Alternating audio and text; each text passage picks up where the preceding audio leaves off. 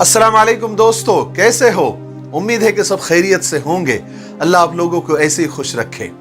एक किस्सा बड़ा मशहूर है कि एक बहुत बड़े आलिम दीन, एक बुजुर्ग थे जिनके पास हजारों बच्चे इल्म दीन हासिल करने के लिए आते थे। एक दफा की बात है कि एक बच्चा इल्म दीन हासिल करके यानी अपनी तालीम मुकम्मल करके जब अपने वतन वापस जाने लगा तो बुजुर्ग आलिम दीन ने उसको बुलाया, कहा कि इधर आओ, मियाँ एक बात तो बताते जाओ, क्या तुम्हारे यहां शैतान भी होते हैं? वो तालिब इल्म हंसने लगा, कहने लगा, हुजूर शैतान कहां नहीं होते, शैतान तो हर जगह होते हैं। तो उन्होंने कहा, अच्छा एक बात बताओ, जब तुम अल्लाह के करीब जाने लगो, अल्लाह ताला से दोस्ती लगानी चाहो और शैतान तुमको वर्गलाए, तुमको बहकाए, तो तुम क्या करोगे? तो उस तालिब इल्म ने जवाब दिया कि हजरत मैं उसका मुकाबला करूंगा।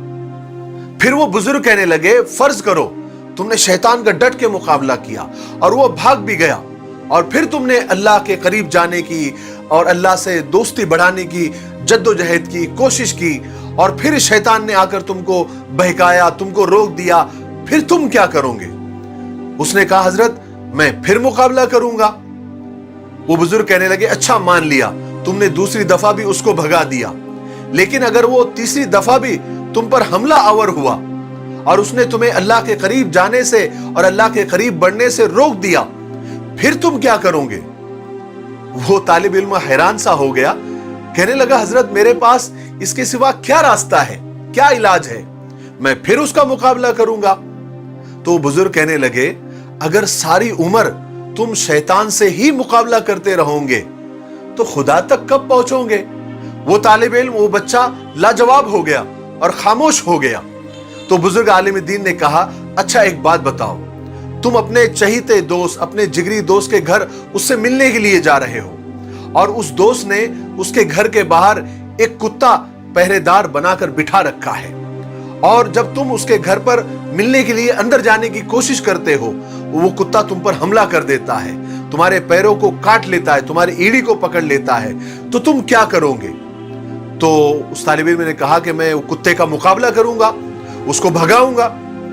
अच्छा, तो बुजुर्ग आलिम दीन ने कहा, अच्छा एक बात बताओ, तुम दूसरी बार भी तुम्हारे दोस्त के इधर जाओ और फिर वो कुत्ता तुम पर हमला करे, तुमको काटने को दौड़े, फिर तुम क्या करोगे? तो बच्चा कहने लगा, मैं फिर मुकाबला करूंगा, उसको डंडे से मारूंगा। बुजुर्ग कहने लगे, अच्छा एक बात बताओ कि तीसरी बार तुम अपने दोस्त से मिलने के लिए जाओ और फिर वो कुत्ता तुम पर हमला करे और बार बार हमला करे, फिर तुम क्या करोगे?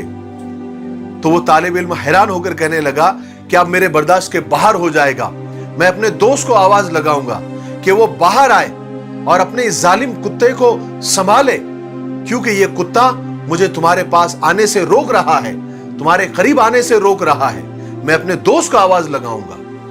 वो बुजुर्ग मुस्कुराए और कहने लगे, बस यही रवैया शैतान से मुकाबला करते वक्त हमको इख्तियार करना है।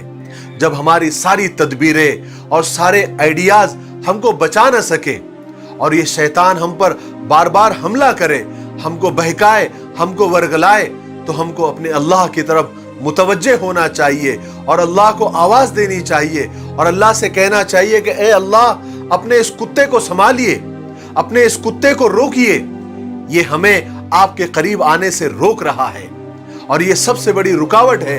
हम आपके करीब आना चाहते हैं, आपकी तरफ बढ़ना चाहते हैं, लेकिन ये कुत्ता, ये आपका कुत्ता हमें बार बार काट रहा है।